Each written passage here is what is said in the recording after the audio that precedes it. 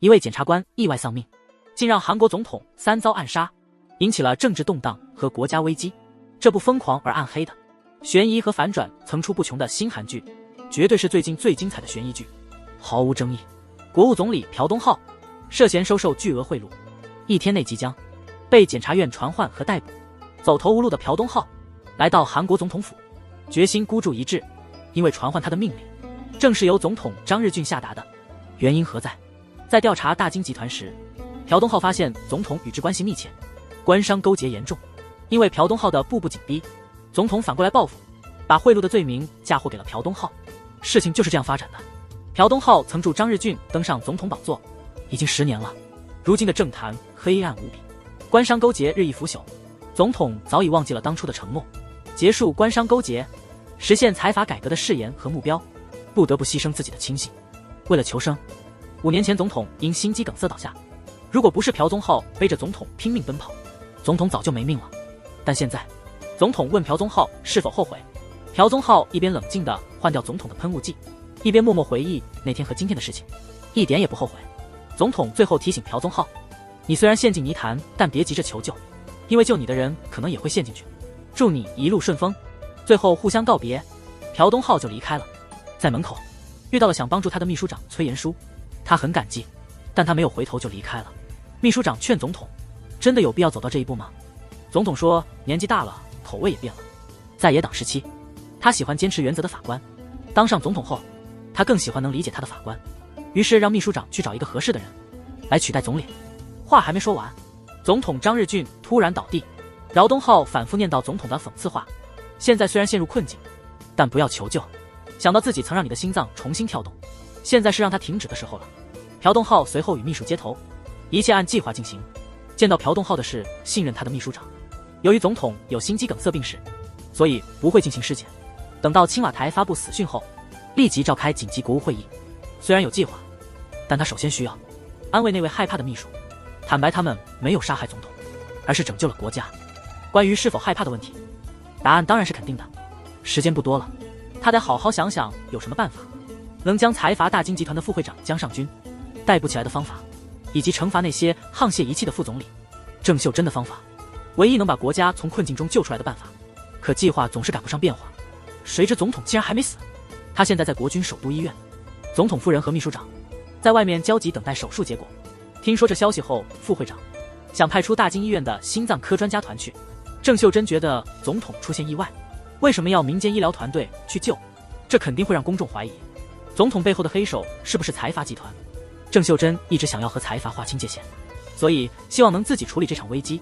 距离朴东浩被捕只剩下5小时，医疗团队还报告说，由于某些未知原因，总统的血液流速翻了1倍，导致血管出现了阻塞，所以必须进行开胸冠状动脉搭桥手术，但手术后的存活率只有20%，很不乐观。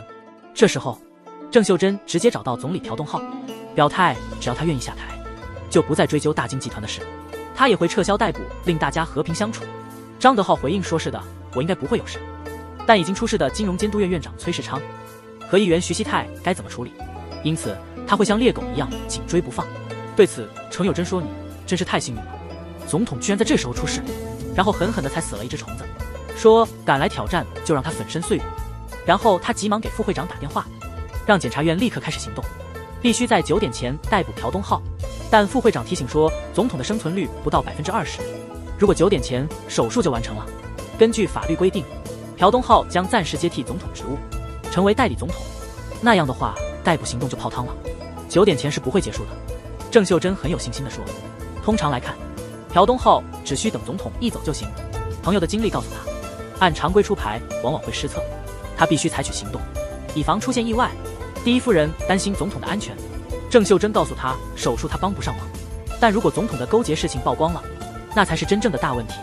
所以他告诉第一夫人应保护丈夫的名誉，无论如何把手术推迟到9点后结束。第一夫人无奈同意。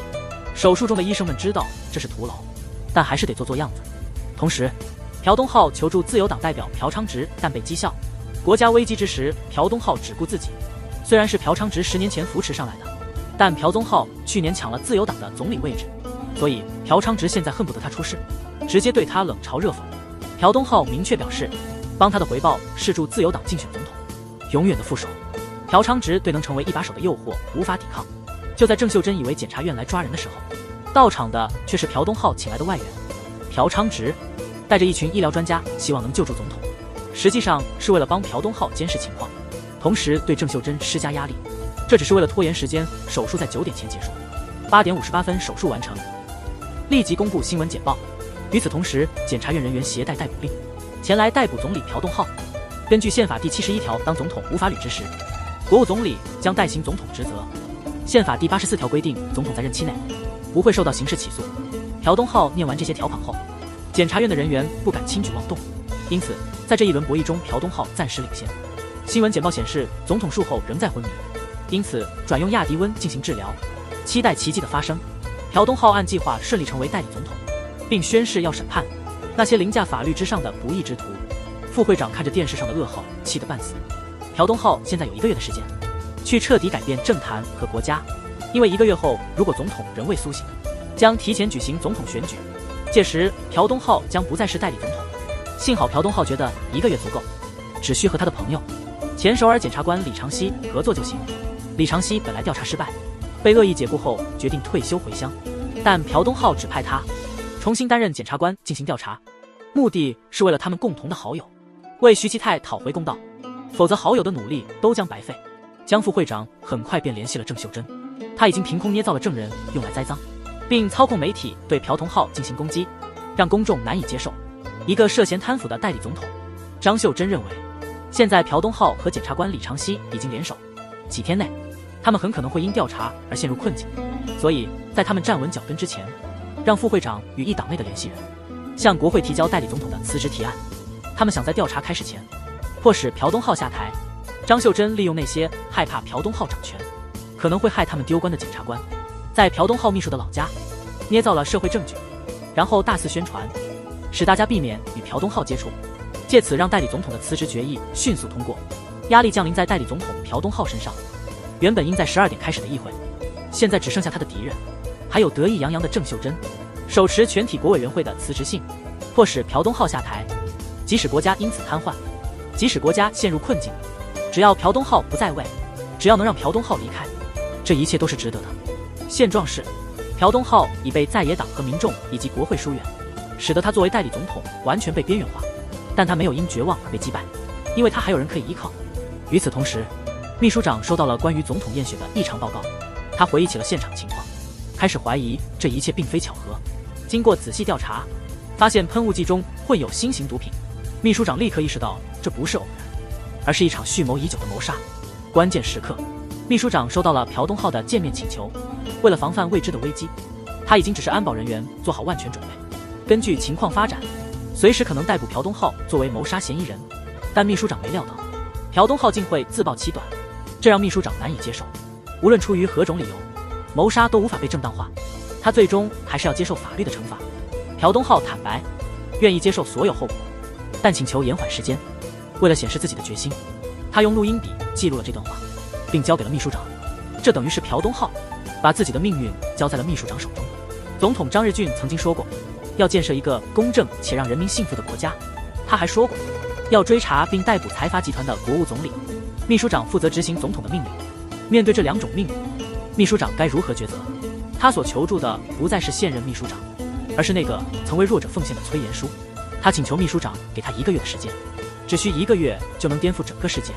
秘书长看着手中的笔，他无法拒绝这位志同道合的勇士，决定暗中支持他。于是他寻找到总统夫人，请求偿还7年前的人情，然后召集国会议员，由秘书长来代理。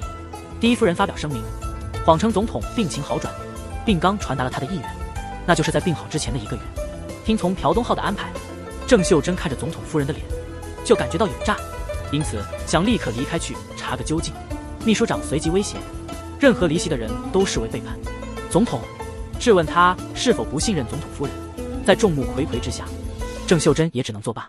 朴东浩再次巧妙地扭转局面。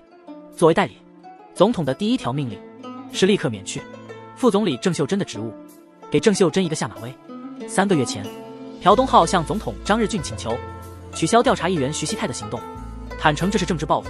张秀珍回应说，调查由检方和法院决定，强调韩国是三权分立，对朴东浩敷衍了事。张秀珍还讽刺他：“我只需比你多走一步。”徐其泰的妹妹，也是朴东浩的秘书徐正言，带来了哥哥被迫害致死的噩耗，看起来像是自杀。财阀逼死了检察官和政府议员，总统张二俊非常愤怒，但因为利益关系太深，他只能向朴东浩道歉。总统没料到的是，徐其泰的去世完全让朴东浩背叛走上了绝路。时间回到现在，郑秀珍被赶出国会后，刚走出门，就听说总统很可能遭到暗杀。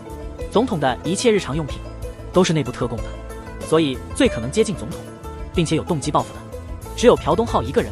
再加上一份从国军首都医院偷来的资料，经过交叉验证，郑秀珍立刻联系了医院负责人姜炳武准将，他以谋杀总统的罪名威胁他合作。朴东浩准备跳过常规程序，把李长熙提拔为监察厅厅长，只有这样才能揭开黑幕，弄得水落石出。在徐其泰的墓前，朴东浩对诚实的朋友李长熙坦诚，如果在打击财阀集团和审理郑秀珍的过程中需要牺牲我，就尽管牺牲我吧。朴东浩这么说，也是因为他知道李长熙坚持公正，会公平对待所有罪犯。同时，秘书长告诉朴东浩医疗记录被盗，那份证据现在已经落到郑秀珍手上。他本来打算公开给媒体，把朴东浩置于绝境，可惜在这关键时刻，她丈夫韩敏浩又拖后腿。副会长第3次给韩敏浩创立的南山基金投了大笔资金，迫使郑秀珍亲自出面谈判。她的丈夫屡次给她拖后腿，这让郑秀珍感觉非常窒息。回想副会长的第1笔投资是通过郑秀珍见到了总统，第2次投资导致徐继泰议员绝望至自杀，第3次则是直接参与总统竞选。不过财阀的问题还需要解决大金集团的继承问题，对于民众对老会长特赦的反抗，但郑秀珍认为当前最迫切的任务是除掉朴东浩。可财阀集团的想法不同，他们警告郑秀珍，如果你能承受秘密被揭露的后果，那么可以考虑。换句话说，自曝秘密是一种冒险。既然已经有了可以威胁总统的筹码，剩下的就交给他们处理。秘书长也预见到了，副会长不会选择媒体曝光，而是选择直接个人解决。因此，在三清洞的秘密宴会厅，朴敦浩接见了副会长。副会长手中不仅有朴敦浩杀害总统的证据，还有朴敦浩案发当天到访青瓦台的录音。事实上，就在案发前，副会长刚好也去过青瓦台。副会长开门见山地说，他们本来在青瓦台种了一棵树，结果树还没结果就被朴东浩砍了，所以希望朴东浩能代替那棵树，在这里开花结果。至于分得的好处，财阀集团愿意跟总统各分55，如果不同意，朴东浩将因谋杀总统罪被判无期徒刑，他的妻子和儿子也会受牵连，在这个国家他们将无法生存。修复完成之后，副会长得意洋洋地离开了。秘书在绝望中安慰朴东浩，他已经尽力了。朴东浩在想，如果自己失败了，会让更多人感到害怕，因此他必须坚持到底。既然已经在总统面前越界，那么对他来说，已经没有任何界限可以阻止他了。不久后，慌乱的郑秀珍找到副会长，他说，朴昌植代表前往青瓦台与朴能浩会晤，并且紧急召开自由党议员大会。副会长心里清楚地表示，政治人物一旦陷入困境，总是设法自保，但朴昌植不会这样，他会一直照顾自己人直到最后，这就是他被称为如意岛九尾狐的原因。30年来从未断过尾的他，不可能现在就断尾求生。正如副会长预料的那样，当朴东浩拿出所谓的报酬涉及到总统之子张玉贤的私募基金问题时，老狐狸立刻明白了，这顿午餐可不是那么好吃。于是他尴尬地笑，同时命令手下解散议员大会。他明白，调查私募基金相当于进行国家级调查，这样的行动会不分敌我进行彻底的清洗。所以无论朴东浩如何高调宣扬这是正义的药到病除，但政治不是一个人能玩的，而是需要背后有力量支持。就像打扑克，下注时不会把所有筹码都压上，因此多说无益，点到为止就好。尽管如此，郑秀珍还是很担心，她知道连总统都难以控制的朴东浩不会轻易开口。副会长一枪毙了自己的猎犬，表明绝不容许猎犬伤人。此时朴东浩在焦急地等待检察院的最新消息。突然从李长熙那里得知，公调处要求检察院上交涉及私募基金的案子。与此同时，检察总长命令他退出这起调查，并解散了专案组。曹东浩感觉自己受到了背叛，他立刻召见了公调处的处长李忠全，要求他将李长熙长期调查的案件归还。但对方明言这是上头的命令，他只是执行者。秘书长这边也遭到了郑秀珍的软硬兼施逼迫，但秘书长并未受到影响，依然镇定自若。这让郑秀珍感到非常恼火。他警告说：“你最好保持沉默，辞去秘书长职务。”另一方面，经过调查，明白了公调处背后的势力源头，也知道郑秀珍曾威胁过秘书长。在这种四末路的情况下，朴东浩决定今晚再次尝试，让某人经历一次心脏骤停的惊险。如果江副会长想得到大金集团的继承权，他就需要救出正在坐牢的老会长。老会长游刃有余地应对，嘲讽那个没能把他救出的无能儿子，提醒他还有其他儿子在等着继承。老会长急切地需要副会长表现出色，正好这时朴东浩打来电话，邀请他到青瓦台来会面。这正是抓住机会的时刻，怎么可能会拒绝呢？做梦也想不到，朴东浩会在青瓦台对自己下手，尤其是在他掌握了对方把柄的情况下。副会长一到达，朴东浩立刻软化了态度，说只要付足够的钱，就能保证会长和公司的安全。副会长听后得意洋洋，开始欣赏墙上挂着的牌匾，讨论正义的真谛。正义的河流有时干涸，有时泛滥，因此他打算建一个水库，想放水就放水，想蓄水就蓄水。此时他通过镜子的反射，看到有人在往酒里下毒。这一幕出乎意料，副会长吓得浑身发抖。酒里被下的是极毒的乌头碱，5分钟内2毫克的剂量足以致命，但是秘书已经将其稀释，只要在30分钟内，人还能保持生命，即便是总统也难以驯服的野兽。副会长想起郑秀珍的警告，于是一把将毒酒倒在地上，嘲讽朴东浩的无胜之战，和他喝不了的酒，你还不愿意放手吗？只要领先一步就好。朴东浩说完便一饮而尽那毒酒。这是第一次利用总统之死还没夺得权力，第二次则是利用自己作为总统的身份，因为不管他是生是死，副会长都会因暗杀总统而完蛋。不仅如此，还通过协同搜查揭露副会长手中的证据，还把谋杀张日俊总统的罪名全甩到他身上。副会长的手机证据也被销毁了。简报一发布，副会长的人生基本上完了，但豁出去的朴东浩还在抢救中，生死未卜。在这惊人的消息传来时，总统张日俊竟然醒了。张秀珍当然不希望朴东浩醒来，于是联系了早就勾结好的首都医院负责人，让他阻止任何想唤醒朴东浩的尝试，不让进急诊室。因此，从汉江赶来的药物专家被挡在外。秘书长见机行事，利用自己的人脉和关系，把首都医院的负责人调职升迁，换成了自己的人，让专家团队进入急诊室。经过5天的抢救，秘书长为了让总统张日俊迟点醒，只是医生不急于让意识恢复，而是稳妥的拖延时间。另一方面，尚未完全恢复的朴东浩得知总统醒了后，立刻联系李长熙，必须立即行动，开始调查总统之子张帅贤，把牵涉到的私募基金和大金集团一网打尽。副会长因被捕，所有事情都得靠郑秀珍去处理。他一方面拉拢议会，试图通过特检来制衡检察院，一方面让副会长交代私募基金关键人物，来收拾残局，并告诉已经无力回天的副会长保持沉默，他能做的只剩下吃了。总统昏迷不醒，民众强烈反对调查总统家族，调查总统的儿子可能会导致自由党内部崩溃。因此朴昌植气急败坏，劝朴东浩收手，但朴东浩置若罔闻，他嘲讽这是徒劳。郑秀珍为了特遣队的批准，邀请了保守党的赵向谦会面，需要和不同的人交流，听听不同的意见。又一位政坛老手登场，郑秀珍以共同对抗检方为由，劝说赵向谦听听他的话。赵向谦却漠不关心，让带助听器的助理进来，说他听不清楚。带上助听器后，又说助听器没电了。总之就是故意不搭理。保守党的代表看到自由党内乱，高兴得不得了。同时，检方逮捕了副会长的关键会计，这是郑秀珍还没处理的乱摊子。朴东浩开始威胁总统夫人，催促总统的儿子张律贤快点开口。看现在的情况，郑秀珍的安全无法保证，劝总统夫人要保护自己，别一起陷落。加上检察院已追查到她丈夫的南山公司，郑秀珍被逼到了墙角。没路可走的郑秀珍下意识地靠近了总统。当前的局势，总统即便醒来，跟他推轮椅也没用了。郑秀珍虽绝望，但仍不愿放弃，开始头脑风暴。如果总统醒来都无济于事，那如果他不醒呢？短暂沉思后，郑秀珍决定要谋杀总统。他那杀不接水的举动令李秘书大吃一惊。郑秀珍知道李秘书害怕直面这一幕，让他出去守门，然后用湿纱布盖住总统的脸，企图使他窒息。他虽心怀不轨，但也曾誓言守护总统。回想起30年前他们为了民主奋斗的岁月，再想到10年前他帮助张日俊成为总统的那天，那时收到总统的感谢和慰问。事实上，郑秀珍用总统送他的手帕结束了总统的生命。他是在后悔，还是在自我安慰？可能两者都有。人性本来就是复杂多变的。就在朴东浩想要说服第一夫人时，郑秀珍传来了总统突然死亡的消息。从主治医师不在场，而郑秀珍在场来看，朴东浩相信郑秀珍也有同样的行为能力。这一幕也将彻底改变局势。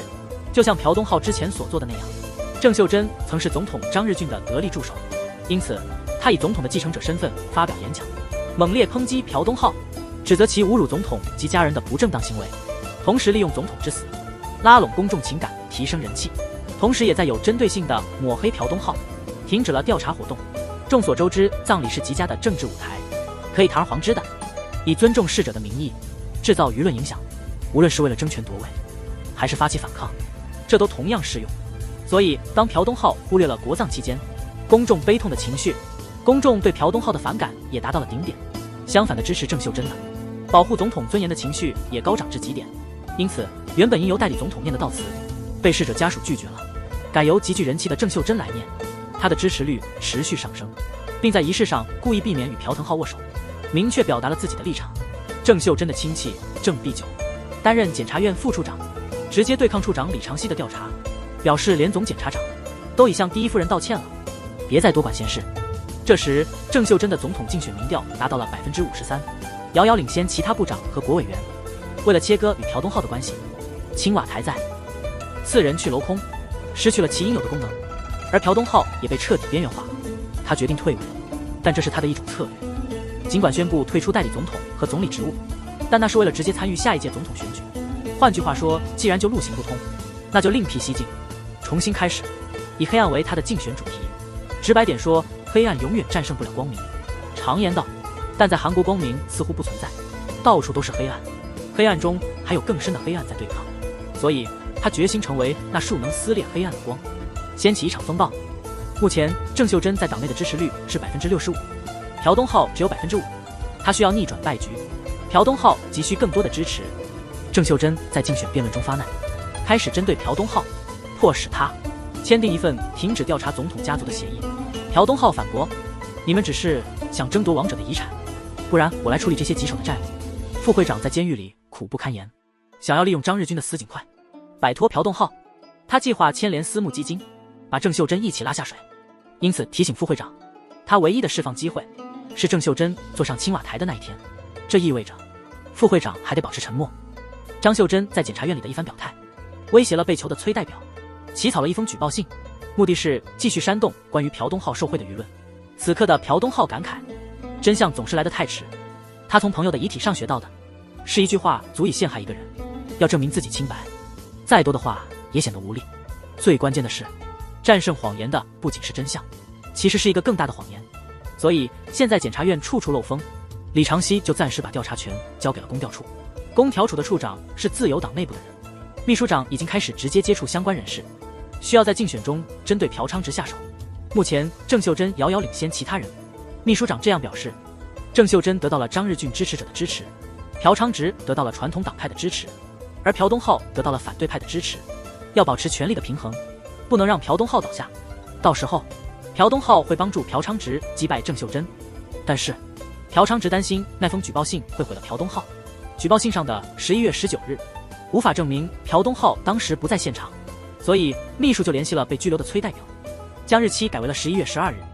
因为崔代表和已故的徐基泰旧识于心，他无法拒绝他妹妹的唯一请求。秘书接着找到郑秀珍，威胁她说手里掌握着她丈夫创建私募基金的信息，并特意强调11月12号究竟发生了什么。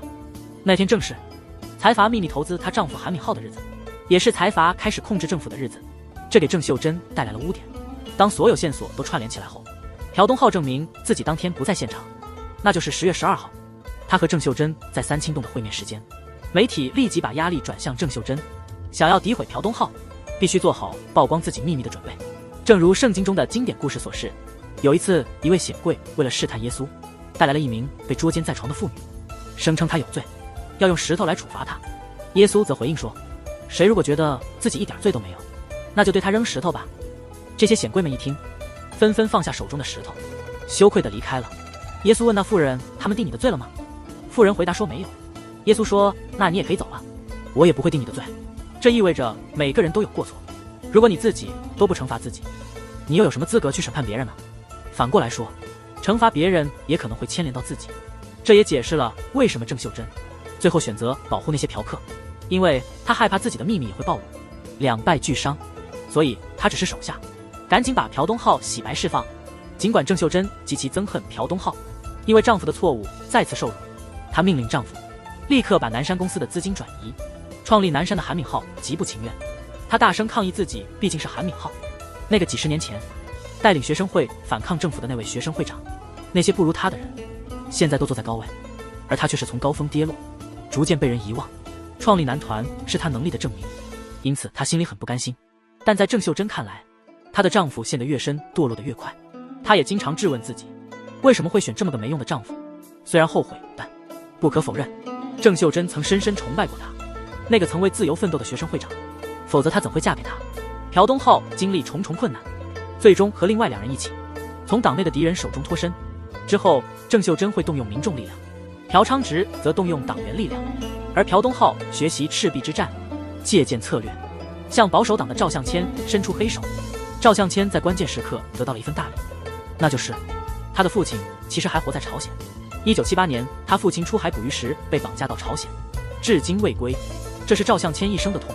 赵向谦早就知道这件事，但他不敢公开，担心影响自己的政治生涯。现在被朴东浩拿来做文章，显然是为了威胁他。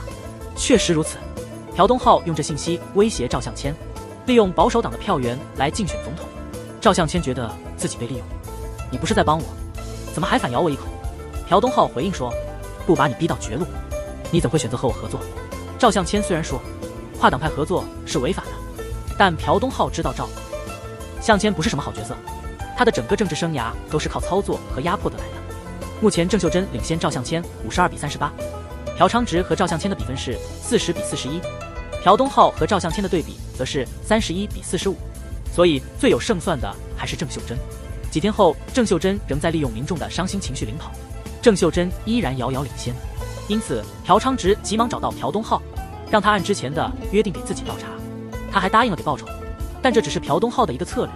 所以在关键时刻，朴东浩反悔了，说那茶他自己要喝，因为他知道光靠朴昌植是赢不了的。就在此时，张修真还在用情感和眼泪赢取选票，这招仍然很有效。总而言之，就是要把王者的价值全部利用。朴昌植看到差距越来越大，感叹活着的自己还是不如已故的张日军，于是他又回到了老路，再次退出总统竞选。最后落选的朴昌植觉得自己像是在办丧事，朴东浩又打电话来，又是要赌博，又是向他借钱，把朴昌植气得说自己学不会这招。朴昌植觉得即便把40多万选票借给朴东浩，也还是赶不上郑秀珍的50多万票。这时朴宗浩才说出，其中30万票是他巧妙借来的，都是通过赵向谦拿到的内部选票。朴章知道赵向谦不是什么好东西，大发雷霆。朴章植也知道大家都不是好人，干嘛非得区别对待，没有任何意义。郑秀珍以为自己稳操胜券，正当他得意洋洋准备上台领奖时，却意外的以59万票输给了朴东浩的60万票，与青瓦台的梦想擦肩而过，让他大感意外。10年前，那时刚被捕的副会长就被宣判无罪释放，当时负责调查财阀行贿案的检察官是朴东浩。突然间，他和他的同事们都被有意调离。从那时起，朴东浩发誓要彻底清除官商勾结，这也是他加入张日俊派系的原因，成了张日俊的得力助手。当时张日俊承诺与他共同扫除这些不正之风，他们互换了手表，以此表明他们的决心。尽管朴东浩以微弱优势赢得选举，郑秀珍迅速召开议会，试图取消朴东浩的资格。他认为朴东浩在选举中作弊，事实上确实如此，所以大多数人支持郑秀珍的提议。支持率高的郑秀珍试图拉拢秘书长加入自己阵营，提供了非常丰厚的报酬，但秘书长回答说，一个心怀秘密的人的承诺能信吗？郑秀珍讽刺地说，那杀害总统的人就值得信任？掌握朴东浩命运的秘书长自然会信任他。之前朴东浩在调查私募基金时查到了郑秀珍，这让郑秀珍为了逃避罪责，出卖了朴东浩和徐启泰，这最终导致了徐启泰的意外死亡。他提醒秘书，世界从未改变，权力的更迭只是换了一批人，那些承诺美好未来的人也别清醒，因为对于未来，不管怎样，他们的终极目标只是成为掌权者。而朴东浩选择放弃了自己的未来。在朴东浩打造的世界里，却没有朴东浩的身影。只剩下2小时，一切都将尘埃落定。但朴东浩却突然出现在郑秀珍家中。他表示，如果郑秀珍不支持他坐上青瓦台的宝座，他宁愿将国家拱手让给赵向谦。正当朴东浩威胁郑秀珍之际，他的秘书已经成功窃取了郑秀珍的竞选资料，这让他陷入了两难的境地。数十年前，为寻找隐匿的会长韩敏浩，郑秀珍在赵向谦手下遭受了无尽的侮辱与折磨。可以说，将国家交给朴东浩如同一场噩梦，而交给赵向谦无异于直接走进地狱。最后无奈的郑秀珍同意了，他将帮助朴东浩。在总统墓前，朴东浩接过了总统的手表，这让他离总统的位置更近了一步，也为接下来的剧情增添了悬念。郑秀珍败退后找到了老会长，坦白自己现在力不从心。老会长故意打翻餐具，说道：“儿子，我有3个，但公司只有1个，我当然要保住唯一的东西。换言之，江副会长就这样被摒弃了。”他自己却浑然不知，还以为父亲会来救他。这时，北韩突然发射了1枚洲际导弹，这一行动让整个韩国都震动了，公众舆论沸腾。赵向坚借北韩的军事挑衅拉票，大举争取选票，同时猛烈抨击对朝政策，攻击自由党和朴东浩的阵营，声称我们不能选一个有嫌疑的人当总统，这样的人选太危险。因此，赢得了很多中立派爱国团体的支持。郑秀珍虽然被迫支持朴东浩，却暗中安装了窃听设备，试图抓住把柄。郑秀珍后来约见了朴东浩，告诉他有个礼物要给他，条件是让他的亲戚郑必九成为朴东浩政府的首席民政秘书，这个职位足以控制检察院。显然这是郑秀珍为了保护自己和财阀的安排。朴东浩厌恶官商勾结，自然不会同意。但郑秀珍透露说，这份资料能帮他击败赵向谦，里面包含赵向谦弟弟的秘密文件。朴东浩知道赵向谦的弟弟死于北韩的大饥荒，但事实远比这复杂。张秀珍保证，有了这份资料，就等于拿到了进入青瓦台的钥匙。既然我放弃了一些东西，你也应该做出一些牺牲。受到这些因素的影响，赵向谦的支持率开始急剧上升。朴东浩经过深思熟虑，终于答应了郑秀珍的条件，这样他就拿到了那份机密文件。这一行为让秘书长感到不安，他警告朴东浩，提到前任总统张日军也是因为无法抗拒诱惑而走上了错误的道路。如果朴东浩也要重蹈覆辙，那么秘书长会用保险柜里的东西来阻止他。辩论环节很快到来，朴东浩公布了那份机密资料，指出赵向谦在北韩大饥荒时收到了父亲的求救信。赵向谦在鸭绿江旁找人帮忙给父亲送去了5000美元，这不仅救了他父亲的命，也救了他继父后所生的弟弟赵尚明的命。因此他给赵向谦贴上了不忠于国家的标签，声称他不配当总统。赵向谦正要反驳，说给父亲一碗饭有何大不了时，朴东浩若无其事的爆出了第2个震撼新闻，他的继弟赵尚明因研发核武器而被誉为英雄。也就是说，核武器危机的起因是赵向谦给的那碗米饭。因此一直口口声声保卫国家的赵向谦彻底失去了信誉，这让郑秀珍得以报复，也使朴东浩正式成为青瓦台的主人。但这一次没有人跟郑秀珍握手，场面极其尴尬，但也显示出一种明显的敬畏。这也让郑秀珍明白他应该如何继续操控这场游戏。朴东浩虽然顺利成为了总统，但民政首席秘书官的位置可能会让调查进程受阻。朴东浩早有准备，打算过河拆桥，命令最高检对郑必九进行监察，使其失去了原有的职能。张修珍当然不会坐以待毙，他利用窃听器得知了录音笔的位置，于是提前采取行动，窃取了朴东浩的把柄，还嘲讽说朴东浩和张日军的勾结早有迹象，而那些无法消灭的敌人将被他完全掌控。因为第一夫人送的手表里安装了窃听设备，朴东浩在郑秀珍的威胁下释放了老会长。老会长一出狱就向郑秀珍索要朴东浩的把柄，但郑秀珍并不想交出。洗白副会长的罪名可能会牵连到私募基金，甚至可能拖累大金集团。老会长无奈只好放弃，决定牺牲儿子保全家族。既然郑秀珍不愿意交出把柄，那就让他来主导，包括总理、副总理、教育部长、外贸部长，安插在政府中的200多个重要职务都是老会长希望由他的妻子掌控的。但总理的位置可以由郑秀珍掌控，这样方便他对抗朴东浩。对朴东浩来说，这无疑是一种侮辱，因为如果他接受，就与前任总统无异。但为了大局考虑，朴东浩只能暂时忍耐。朴东浩领到手表当天就发现了其中的窃听器，利用郑秀珍的支持，就决定用计对计，于是拿到了这份走狗名单，这让朴东浩乐开了花。很快政府的职位名单公布了，国务总理的位置被朴昌植而非郑秀珍拿下，其他200多个重要职位也都没被财阀的人把持。愤怒的郑秀珍找到朴东浩，威胁要用这支笔结束他。意外的是，朴东浩拿出了郑秀珍的一段致命录音。原来2位宿敌的秘书曾经是情侣，他们甚至差点结婚。郑岩利用了这段情感，把带窃听器的钻石还给了李秘书，因此偶然间听到并录下了郑秀珍承认杀害总统的录音。2人都掌握着对方的把柄，开始你来我往的辩论。秘书长原以为朴东浩今天会自爆，结束一切，但郑岩收到的却是访美的行程，完全出乎预料。朴东浩和郑秀珍很快达成了协议，就是互相抹去对方的黑历史，重新回到起点。朴东浩一边将把柄放进榨汁机，一边说等我走后，才华和赵向谦还会继续祸害人间，在垃圾还未清理之前，清洁工怎能先走？所以他决定留在青瓦台。老会长发现郑秀珍根本没用，必须考虑下一步该怎么走。另一边，朴昌植高高兴兴地当上了总理，却发现朴东浩让他当刽子手，让他清理大金集团的害虫。朴昌植意识到自己被利用，人事名单这个成就会在接下来的选举中让他声名鹊起。尽管存在风险，朴昌植也绝不会退缩。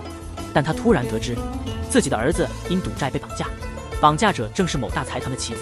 朴东浩原本打算利用朴昌植，彻底铲除这些势力，因此他们决定先把朴昌植搞垮。张修真决定火上浇油，通过亲戚将情报透露给李长熙，并让检察院介入制造更大的混乱。儿子欠了5亿赌债，不还钱就要人命，这消息让儿子的母亲直接晕倒了。朴昌植急得像热锅上的蚂蚁，但朴东浩知道不能轻易汇款，那样会触犯外汇法规，被指控资助赌博，这可能会让他下台。但孩子的生命比工作更重要，所以他请求朴东浩救救自己的儿子。李长熙为人正直，他明白朴东浩的难处，但坚决不会有任何偏袒，因此递交了辞呈，让朴东浩决定他的去留。很快，朴昌植总理就被议会弹劾。朴昌植承认儿子赌博，但否认自己私下汇款。陈秀珍利用辖区关系贿赂了一名议员，让他拿着证据去弹劾。朴昌植事也牵扯到了这名议员，他的筹码是自己的政治生涯和生命安全，因此这名议员选择了明哲保身。另一方面，朴东浩决定继续任用持正义立场的人，自己则只能在困境中寻求改变。因此，朴昌违法事件终被检察院公开，朴昌植因此丢掉了总理的职位。更令人尴尬的是，没人愿意接替总理的职位，朴东浩被迫成了无能为力的总统。朴东浩的反击是直接把郑秀珍提拔为总理，接着他告诉朴昌植，是郑秀珍举报了他儿子的赌博行为，并告诉赵向谦，是他告发了自己在北韩的家人。朴东浩希望通过他们来排除一个新对手。郑秀珍很快就被舆论包围，关于私募基金的舆论开始蔓延。郑秀珍面临4面楚歌的听证会，赵向谦利用私募基金威胁郑秀珍，要求与他合作。曾遭赵向谦折磨的郑秀珍拒绝低头，这激怒了赵向谦，他让总统的儿子作为证人出庭。郑秀珍的反击手法和以前一样，即激发民众情绪，反对检方干扰总统家庭，策略单一也容易被针对。朴东浩直接向第一夫人施加压力，拿出夫人之前在国外买的玻璃杯，暗示这玻璃杯象征着某段秘密恋情。我只能说，第一夫人从一开始就被操控，失去了总统丈夫的支持后，她寸步难行。因此，郑秀珍试图利用夫人的力量，却被朴东浩提前一步打了个措手不及。因为此时，前第一夫人已经被安排出国旅行，在出发前，还指责郑秀珍别再用他家的关系了。郑秀珍感到既惊慌又愤怒，直接送了检察院一份大礼，那就是总统张二俊。就在他被害的那一天，有照片显示朴东浩当时在现场。朴东浩试图推卸责任给副会长，但另一张照片显示，副会长在事发前40分钟已经离开，所以李长熙开始怀疑，是不是朴东浩害死了总统。郑秀珍还在得意的嘲讽，步步紧逼下的朴东浩忍不住大笑出来。朴东浩被逼到极限，决定临时更换听证会的委员，以增强检方力量，同时联合公调处加紧围猎南山公司。郑秀珍想收买议会人员时，朴东浩召开大会把人都抽走，不给他留任何机会。朴东浩自己也很难受，在李长熙的紧追不舍下，自己的时间越来越少。今天是徐其泰的生日，李长熙约了朴东浩见面，越来越多的证据送往检察院，朴东浩的嫌疑也越来越大。朴东浩说，你还记得吗？我曾经告诉过你，如果我在这场博弈中失败，剩下的就交给长熙了。说完这番话，朴东浩说他很忙，我先走了，让李长熙继续做他的事，我们都应该忙起来。朴东浩让秘书叫来了副会长，参加听证会议。副会长的压力实在太大，他急需找到一条自救之路。这彻底击垮了郑秀珍的心理防线，迫使他不得不与自己厌恶的赵向谦合作。赵向谦的确没有让他失望，他提出了一个惊人的提议：为了南边的安全，可能得牺牲北边。合作达成之后，郑秀珍迅速采取行动。他认为副会长的出面得到了老会长的默许，但如果他行不通了，就会将压力转嫁给众人，推动郑秀珍前行，把自己当作诱饵。郑秀珍被舆论压垮的样子，他为何要见会长？媒体很快就会炒作这一事件，赵向谦也会利用这个机会。如果你不想看到这种情况，就得帮他一个忙，那就是利用老会长在北韩的关系，除掉赵向谦的家人。虽然动用北韩关系需要一大笔费用，但郑秀珍觉得这总比失去公司好。在郑秀珍和赵向谦的压力下，老会长最终屈服。为了南边的存续，北边必须做出牺牲。家人的牺牲让赵向谦可以大谈爱国主义，并借此博得同情。郑秀珍因为帮助了赵向谦，在听证会上，赵向谦派人制造混乱，目的是让听证会无法顺利进行。同时朴宗浩的朋友也来添乱，内部调查开始了，逼得朴宗浩不得不让兄弟们解散调查团队，同时强调要坚决抵制所有负面总统传闻。总的来说，能拖延就拖延。张秀珍得到张向谦的支持，成功当选国务总理，两人的博弈又回到了原点。危机解除后，张秀珍找副会长秋后算账，他认为副会长应该为自己之前的反复无常道歉。副会长觉得朴东浩已成总统，无力回天。郑秀珍提醒他张日俊也曾是总统，最终还是下台了，所以他再次威胁副会长，想恢复过去的生活就要学会闭嘴，做他说的事。朴东浩另辟蹊径，在三星洞与老会长取得联系，表示如果副会长开口他也会说话，让老会长找办法转移副会长的注意力，控制住副会长的郑秀珍。老会长说没问题，但他要求一些好处，直接要求接任国民养老金理事长一职，养老金规模高达900万亿，是韩国预算的2倍多，只要动用其中的10%，老会长就能赚取巨额利润。朴东浩本想骂他老贼贪了那么多还不够，被会长反驳这是很久以前的事了，你已经折腾了我好几次，我现在除了大拇指别的都快没了，所以你必须补偿我的损失。朴东浩接受就是狮子吃腐肉想死，不接受就是狮子没肉吃必死。朴东浩最终还是拒绝了，但他突然改变了态度，开始质疑老会长是否打算牺牲大儿子来保全公司让给二儿子。老会长直言不讳地承认了，牺牲一个能让全家保暖，毕竟牵扯到一个谋害总统的儿子，老爸怎么努力也没用。绝望加上失望，副会长的儿子愤怒到崩溃，他直接泄露了秘密，把澳门银行和密码都说了出来。既然你们要我死，那大家就一起陪葬吧。朴东浩急忙让公调处开始调查，并承诺如果做得好，就让他直接身为下一任法务部长。南山公司很快就被围猎，而郑秀珍才得知副会长已经自爆，确认过丈夫的信息无误后，她让丈夫赶快把关键人物转移到海外。朴宗浩行动迅速而稳健，直接调动3军进行国防，迅速行动捉拿逃犯。当逃犯被捉拿归案，朴宗浩向郑秀珍做出永别的决定。绝望的韩敏浩找副会长求情，希望他能保护他的妻子郑秀珍，愿意自己承担所有责任。虽然副会长想帮忙，但这是实在不容易，何况副会长也不愿意。他模仿郑秀珍的样子逼他吃东西，然后递给韩美浩，让韩美浩也体会一下他在狱中的绝望。在危机关头，郑秀珍回想起丈夫的英勇，也想到了仅差几票就能跻身政府机构的事实，但一切都已经太迟了。命运并不顺从人的意愿，他只想最后一次抓住妻子的手，却依旧被他躲开了。他已经不记得这是第几次被躲开了，感到失望已经无数次。他翻看着以前的照片，多么希望能回到从前。如果能重来一次，他给妻子留下了一封遗书，决定和这一切说再见。妻子找到遗书后，想去找他，却被秘书拦住了。秘书解释说，韩敏浩曾经为100位自由党的候选人提供了资金，其中50人已经进入了政府。一旦韩敏浩被逮捕，自由党也会跟着垮台。除了这些原因，这也是韩敏浩自己选择的，因为他想在最后时刻救赎妻子，再来一次潇洒的离去。关键的人一旦去世，后续调查就难以为继。韩美浩去世后，郑秀珍在遗物里找到了旧照片，照片背后写着：秀珍，我想在历史上重生，在历史上留下我的名字。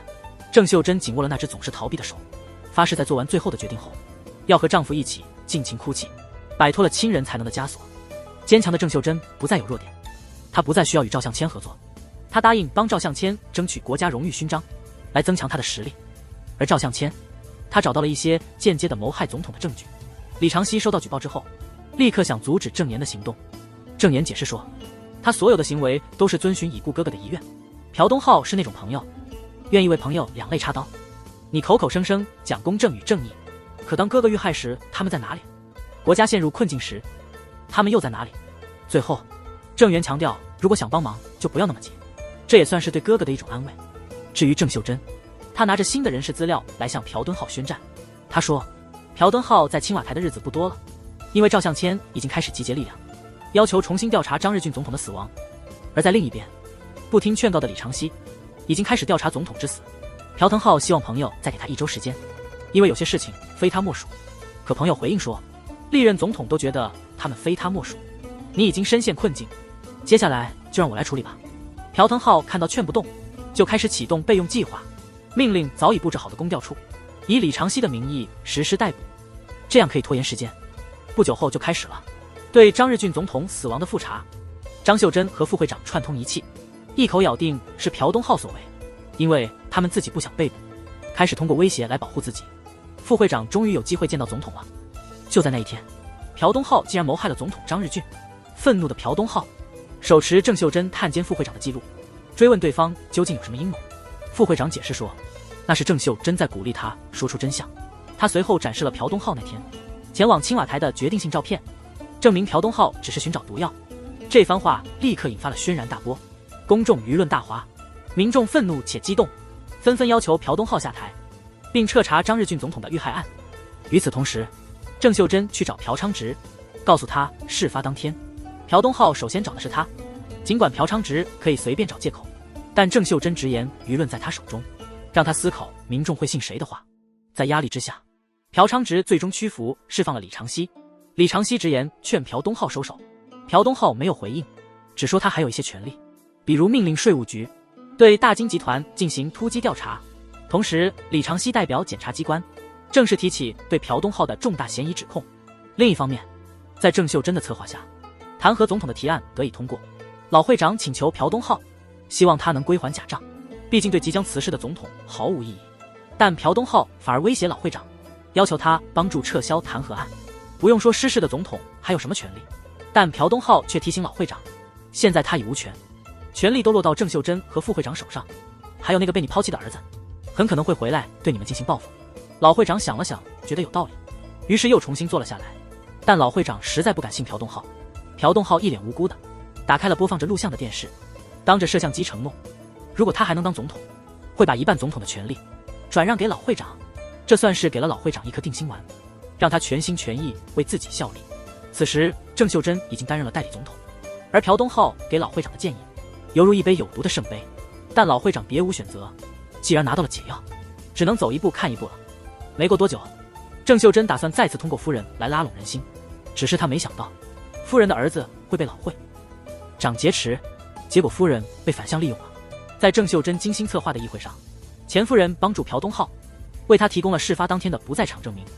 那天他和朴东浩一起商讨国事，还谎称张日俊指定的接班人其实是朴东浩，而弹劾不过是一场阴谋，引起了巨大的波动，不断的剧情反转，民众都被搞得晕头转向，所以民调又回到了5-5开的局面。新瓜快到了，朴东浩和郑秀珍都明白，接下来是争夺9位法官的关键战，谁能争到超过半数法官，谁就能取得胜利。张秀珍先是收买了4名法官，然后通过威胁拉拢了第5名。赵向谦完成了最后一击，控制了2/3的法官。老会长拼命拉拢法官，虽然得到了3个人的支持，但这已经影响不大了。因此朴东浩不管怎么努力，面对注定的失败，老会长选择了保身。就在众人以为他会输的时候，朴东浩却暗自得意。正当张秀珍以为稳赢的时候，法官突然宣布撤销弹劾案，维护国家稳定。张秀珍发现群法院院长退出了群聊，原来是因为秘书长再次威胁，这次是对法官进行威胁，而这位法官正是夫人在西班牙的旧情人。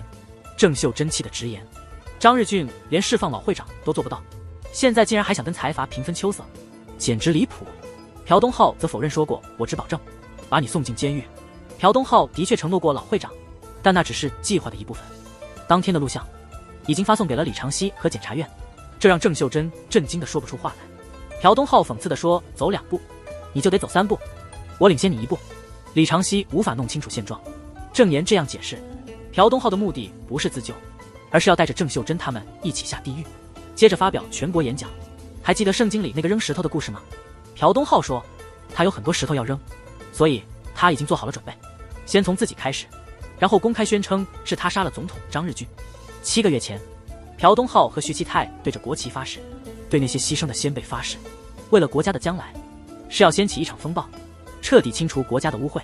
朴东浩自曝杀害总统之后，开始揭露郑秀珍以及老会长赵向谦的罪行，并发誓要审判这些败类和清理污点，这是他作为总统的最后任务。任务完成后，总统朴东浩立刻前往检察院报到，不仅是作为榜样，也是为了告诉李长熙要抓紧时间，同时帮助秘书长和秘书正洗清罪名。他宣称自己是幕后主使，没有同谋。李长熙当然明白，也保证会帮朴东浩保护家人。被揭露的郑秀珍则和赵向谦老会长联手，进行最后的反击。他们将旗下想升官发财的部下全部集结起来，动员上万人将朴东浩围困在检察院。郑秀珍的亲戚郑必九接到反抗命令后，直接发起号召，吸引那些有野心的人。那些充满欲望的检察官开始现地叛变，理由是朴东浩谋杀了总统，他们要强制逮捕他，再加上成千上万的手下包围他，朴东浩已经走投无路了。郑秀珍立刻召开了国务紧急会议，他想要先发制人，迫使涉嫌谋杀的总统下台，然后接管政府。尽管朴东浩一再提醒秘书长要他明哲保身，但在4面楚歌的时候，秘书长决定重新考虑。他在众人面前大声宣布，根据大韩民国宪法第112条第2项，法官不应该干预政治，更不用说这些被人操纵的贼法官。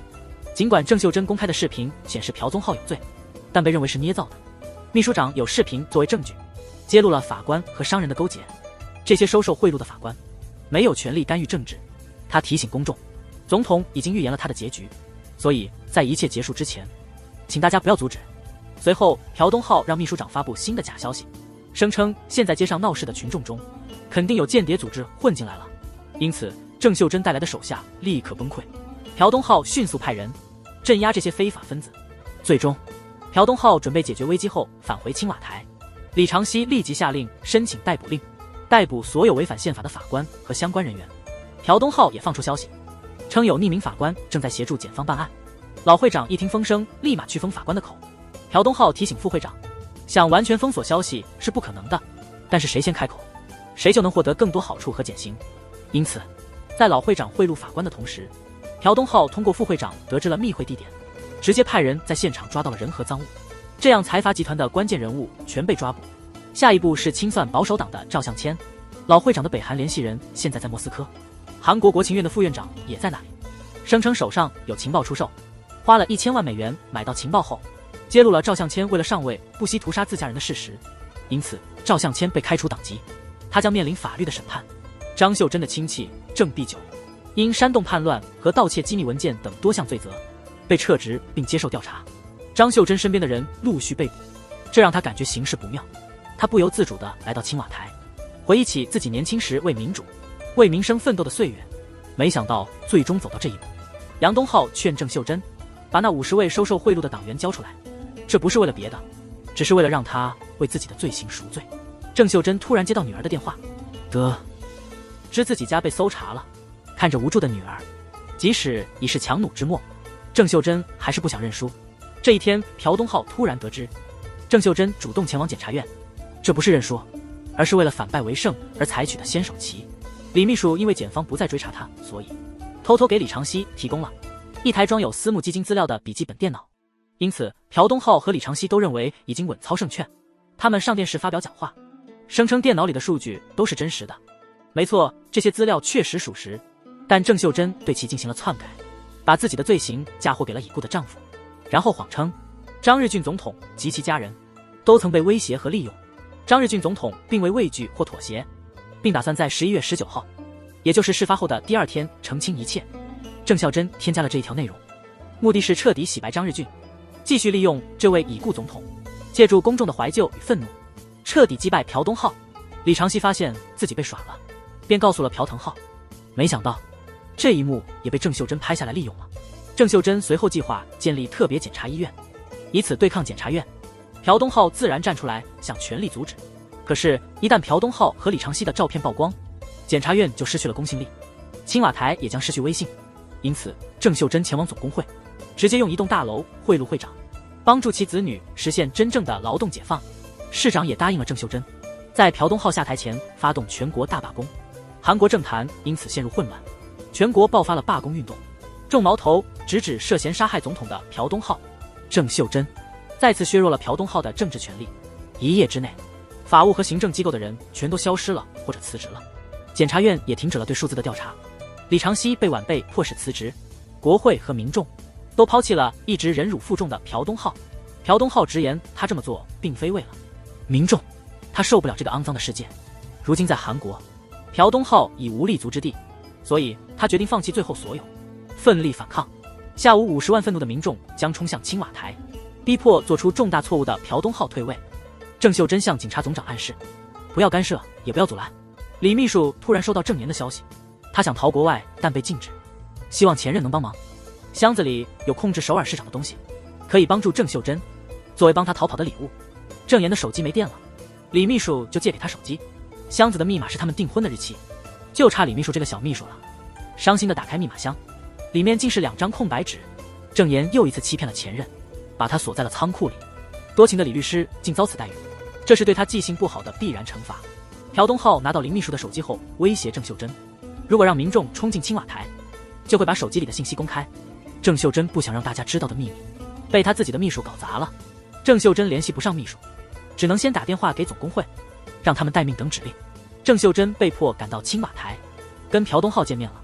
见面时，朴东浩让2个安保离开，跟郑秀珍单独谈，感觉是不是很熟悉？杨东浩说：“你要选择沉默，还是带别人沉默？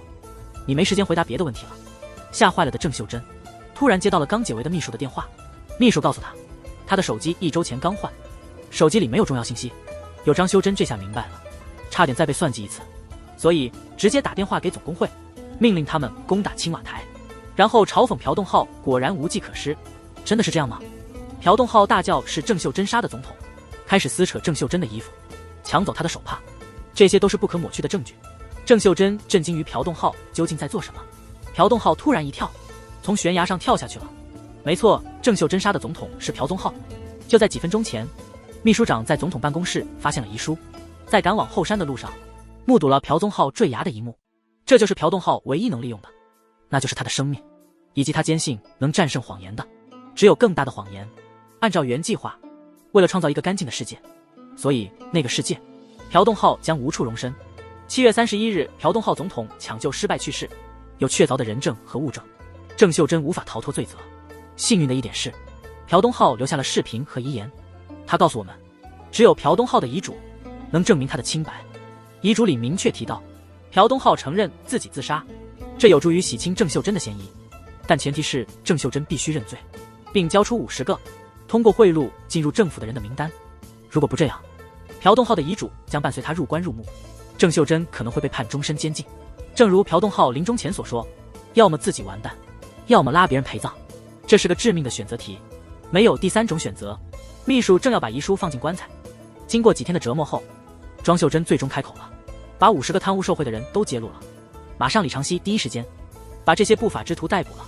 根据之前的约定，秘书长公开了朴东浩的遗嘱，证实了郑秀珍的清白。但朴东浩不会就此放过，他留下了最后一个大礼，郑言借给李秘书过生日的名义，带着鲜花去看望，顺便提了一句，郑秀珍很快就会被释放，但他肯定还会出卖身边的弱者，所以最好让前任小心点，别做他的替罪羊。郑秀珍刚出狱，李长熙就要以受贿罪逮捕他。此时朴东浩总统已经去世，郑秀珍一出狱，按照宪法规定，他已经成了代理总统，这样一来，普通的民事诉讼已不再适用。在朴东浩去世前，他给朋友李长熙打了电话，问他是否还相信真相能战胜谎言，所以最后拜托了一件事，请求以朋友的身份帮助自己。李长熙终于想通了，决定帮助朴东浩完成他的最后使命，因此紧急向媒体泄露了假信息。林秘书很快在报道中看到，自己竟被指为杀害总统的凶手，加上之前郑言的提醒，这下不用说也知道是谁干的了，显然是郑秀珍，为了生存出卖了自己。愤怒的李秘书强调，是郑秀珍杀了总统，郑秀珍应该承担责任，去检察院自首。郑秀珍莫名其妙的知道有人在背后搞鬼，安慰秘书说他会找到陷害他们的人，但秘书已经被逼疯了，根本听不进任何解释。李秘书3次被人欺骗，当众打脸，将郑秀珍和李秘书的自曝全国直播了。这正是朴宗浩给郑秀珍的送终大礼，也让全国人民感到震惊，场面一片哗然。而郑秀珍仍然做着依赖朴宗浩之死，准备东山再起的美梦，直到女儿提醒她看电视才停下来，她这才明白又被朴宗浩给耍了。这一次，郑秀珍没机会再狡辩。很快的，检方行动迅速一网打尽，全国人民都在哀悼朴敦浩总统的逝世，纪念这位用生命换取国家未来的英雄。而曾为民主自由献身的郑秀珍，将用余生怀念和忏悔自己的过错。